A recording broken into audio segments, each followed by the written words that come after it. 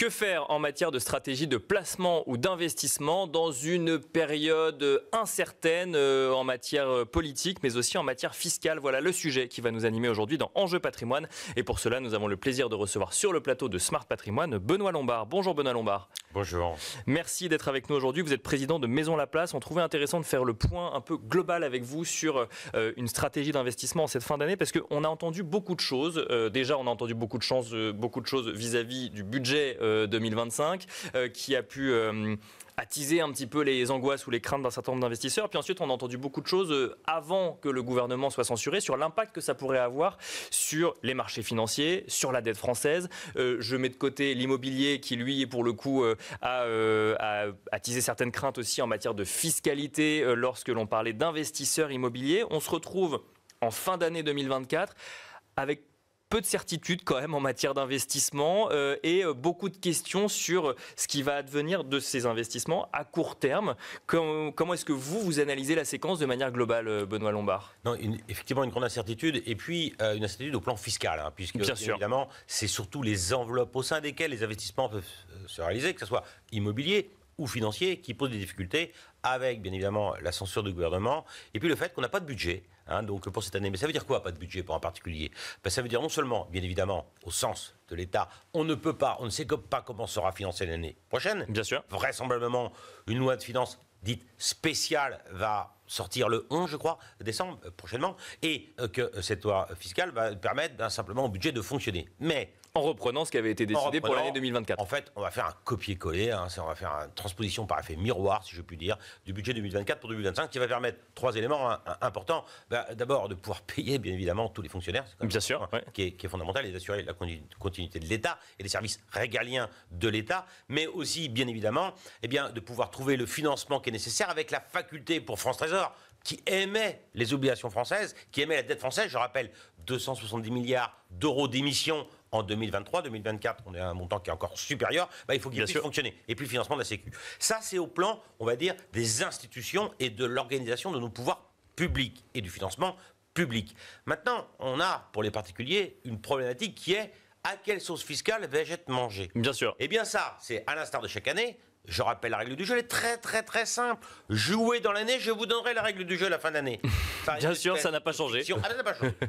Mais ça, on le découvre cette année. Pas d'espèce de fiction juridique. Vous êtes réputé que vous êtes un particulier ou une entreprise, impôt sur le revenu ou impôt sur les sociétés, percevoir l'ensemble de vos revenus et l'ensemble des opérations qui ont généré ces revenus le 31 décembre, minuit, date à laquelle, heure à laquelle, dernier moment où la loi de finances, bien évidemment, a été votée, et va donner la règle du jeu de la fiscalité depuis le 1er janvier. Et alors, justement, là, dans le contexte d'incertitude actuelle, si je vous pose un certain nombre de questions pour avoir des réponses très courtes sur le sujet, les impôts vont-ils augmenter ? Les impôts vont naturellement augmenter puisqu'il n'y a pas d'indexation du barème. Voilà, exactement. Alors on sait que ça fait à peu près 400 000 contribuables qui vont rentrer dans le barème de l'impôt. Je rappelle, c'est quoi l'indexation? C'est qu'il y a inflation, vos revenus augmentent, les taux à partir duquel l'impôt frappe, augmente, l'assiette à partir duquel l'impôt frappe augmente, et puis les taux peuvent bien évidemment évoluer. Pas cette année. Pour 2024, on va reconduire en réalité ce qui s'est passé pour 2023. Ça fait 400 000 contribuables qui vont rentrer dans le barème de l'impôt sur le revenu, et 17 millions de Français qui vont être touchés, puisque naturellement leur impôt va augmenter, et on sait qu'on a eu quand même un peu d'inflation. La France va-t-elle emprunter plus cher, et quel impact sur les investisseurs particuliers, ceux qui détiennent du fonds euro par exemple? Alors ça, c'est beaucoup plus compliqué, parce que la construction du fonds euro se fait avec une méthode qui n'est pas en mark-to-market, mais qu'en mark-to-model. D'accord. Ça veut dire qu'on modélise, et on lisse en quelque sorte les rentabilités des obligations qui sont achetées au fil de l'eau. Il y aura des impacts certainement, mais qu'on verra beaucoup plus tard. Non, il y a un point qui est important d'impôt sur le revenu dont on n'a pas parlé.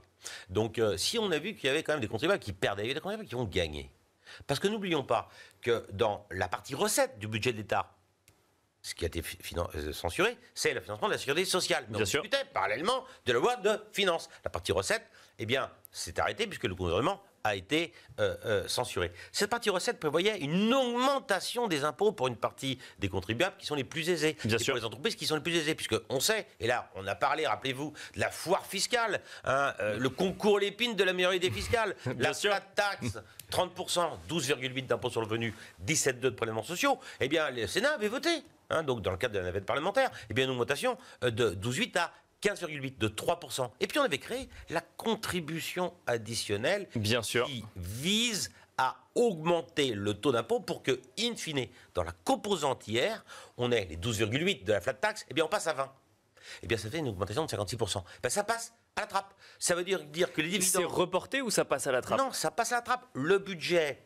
Le gouvernement a été censuré, le budget est réputé n'avoir jamais existé. Les 3500 amendements, les 64 textes qui constituaient le budget de l'État, à la trappe, à la poubelle, et ça va être remplacé, on le sait, par une loi spéciale, avec uniquement 3 textes, puis l'année prochaine, il y aura un budget de rassemblement. Sans faire de politique fiction, parce qu'on ne sait pas ce qui va se passer. Mais ça, c'est la réalité, hein. Oui, non, bien sûr, on sait pas ce qui va se passer, mais si ces amendements ont été déposés une fois, peut-être que globalement, on peut se dire qu'il y aura de nouveau une volonté d'un certain nombre de partis politiques de revenir à la charge sur ce sujet. Est-ce que le danger est définitivement écarté de ces augmentations Le danger, si je puis dire, est écarté pour l'année 2024, car on sait, et on parlait de rétroactivité fiscale, la rétroactivité, il n'y a pas. C'est ce qu'on appelle la petite rétroactivité par cette fiction juridique que j'expliquais, où au 31 décembre, on est réputé avoir perçu tous les revenus de l'année. Bien sûr. Mais ça, c'est pour 2024. À partir du moment où, pour 2024, on a voté la loi, si elle est votée en 2025, est-ce que la petite rétroactivité jouerait ? Le Conseil constitutionnel, le Conseil d'État, la Cour européenne des droits de l'homme imposent un principe selon lequel il ne peut y avoir de rétroactivité, puisque là, ça sera l'année prochaine, pour évidemment une année antérieure, pour 2024. Il ne peut y avoir de rétroactivité que d'un sens c'est plus favorable aux contribuables. Or, comme il y avait une augmentation du taux de l'impôt, ça lui serait défavorable. Donc, les contribuables qui ont plus de revenus vont se retrouver avec une fiscalité qui sera similaire en réalité en 2024 à celle de 2023. Plus-value de cession de valeur immobilière, revenus de capitaux mobiliers, 30% plus la contribution exceptionnelle, mais ça n'ira pas jusqu'à un taux qui aurait pu augmenter jusqu'à plus de 40%. Encore 2 questions, notamment pour aider les gens qui nous écoutent à faire des choix d'investissement. On a vu beaucoup d'amendements déposés également en lien avec la fiscalité liée à l'immobilier ou à l'investissement immobilier. Alors effectivement, ça passe à la trappe, hein, si je suis votre raisonnement. Mais ça peut revenir, oui, certains, effectivement.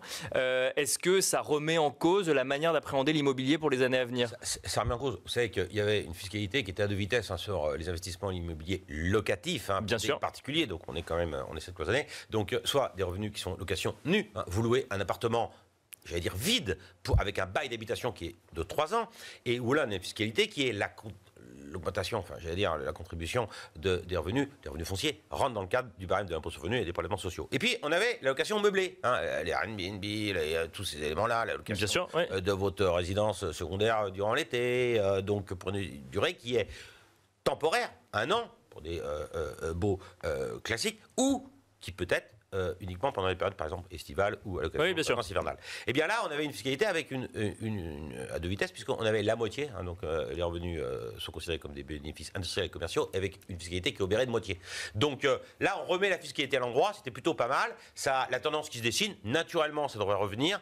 C'est plutôt une bonne chose pour donner un peu de stabilité, donc, et donner la faculté, notamment dans les centres-villes, eh bien, d'avoir un parc locatif qui va augmenter. Donc c'est plutôt une chose qui est relativement favorable. Pourquoi, sur une durée longue, qu'on favorise, j'allais dire, d'avoir des particuliers qui vivent dans les villes, on a une fiscalité qui serait plus désagréable que lorsqu'on a les valises à roulettes qui viennent nous ennuyer tous les vendredis soirs. Franchement, c'est pas idiot.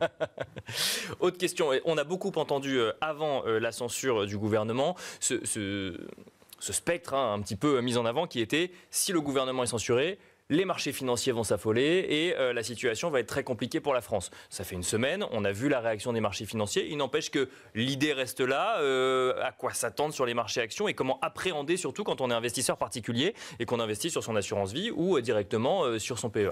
Peut-être d'abord sur les marchés de taux. Hein. Donc, bien sûr, la première difficulté, c'est que, vous savez, à l'instar des particuliers qui aiment la stabilité fiscale, les marchés aiment une certaine stabilité. Bien sûr. Donc, le fait que la France, depuis la 5e République, depuis le 4 octobre 1958, on a des institutions qui sont stables. On a aussi des hauts fonctionnaires de grande qualité. On a un corps de fonctionnaires de grande qualité. Ça donne de l'assurance, tandis que, bien évidemment, notre endettement est très fort. Et si jamais on a un endettement qui augmente, je rappelle qu'on est dans des endettements à 115% du PIB, qu'on a les taux de prélèvements obligatoires les plus élevés en France, donc on se retrouve avec un endettement qui représente 3 228 milliards de mémoire. C'est fort.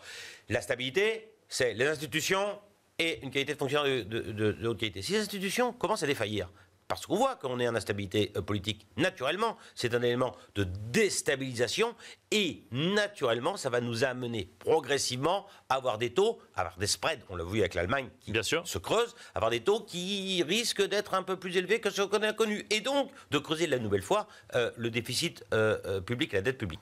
Donc l'instabilité fait qu'on risque d'avoir des taux qui augmentent. Sur le marché des actions, on a des éléments qui sont un peu différents. Si on a vu dans le cadre du budget qui a été censuré une augmentation de l'impôt pour les entreprises les plus florissantes de notre économie, naturellement, ça fait d'autant moins de résultats et que donc, naturellement, ça dégrade un peu la valorisation.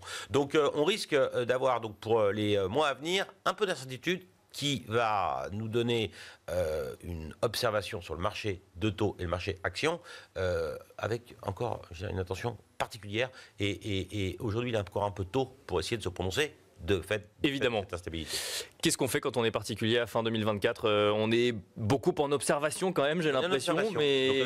Alors il faut savoir qu'on a quand même des enveloppes fiscales qui demeurent privilégiées. On a le PER en fin d'année, quand même, il ne faut pas l'oublier. On a l'assurance vie qui est relativement stable. Les fonds euros qui ont une construction qui se construit dans le temps. Bien sûr, vous l'avez mentionné tout à l'heure. Des vicissitudes. On a des marchés actions qui peuvent toujours demeurer satisfaisants. On a des produits structurés sur lesquels on a des protections, des barrières de protection très intéressantes. On a le private equity aussi, où là on voit qu'on a une durée qui est longue et on a un peu aussi, on est un peu à l'abri de l'instabilité de la cotation continue, si je puis dire, avec cette espèce d'élément salvateur dans le private equity, qui est le fait qu'on a la durée devant nous sans pour autant avoir la cotation sur le jour. Et ça, c'est un point qui est important. Donc on a plein de choses à faire. On a un peu aussi d'attention, on a un peu de regard avec du repos. On prend son temps. On attend de voir un peu comment les choses vont se passer et puis après on pourra arbitrer. Même question quand on est conseiller en gestion de patrimoine. Du coup, on a un peu plus de difficultés à conseiller ses clients en fin d'année. C'est naturellement plus complexe, puisque nous ne sommes pas des magiciens. Nous observons les marchés, nous observons bien évidemment les constructions du budget, nous observons l'instabilité politique et on est là pour essayer d'être un filtre auprès de clients. Ça peut différer certaines opérations, donc dès l'instant où on s'interroge sur quelles sauces fiscales seront-nous mangées demain. Je rappelle qu'en France, on a les plus forts taux de prélèvements obligatoires, je l'ai dit tout à l'heure, je le répète, les Français payent beaucoup d'impôts, et ça serait peut-être bien qu'on calme un peu le jeu pour donner cette stabilité tant attendue. Merci beaucoup Benoît Lombard de nous avoir accompagnés dans Smart Patrimoine. Je rappelle que vous êtes président de Maison Laplace, merci beaucoup. Et quant à nous, on se retrouve tout de suite dans l'œil de l'expert.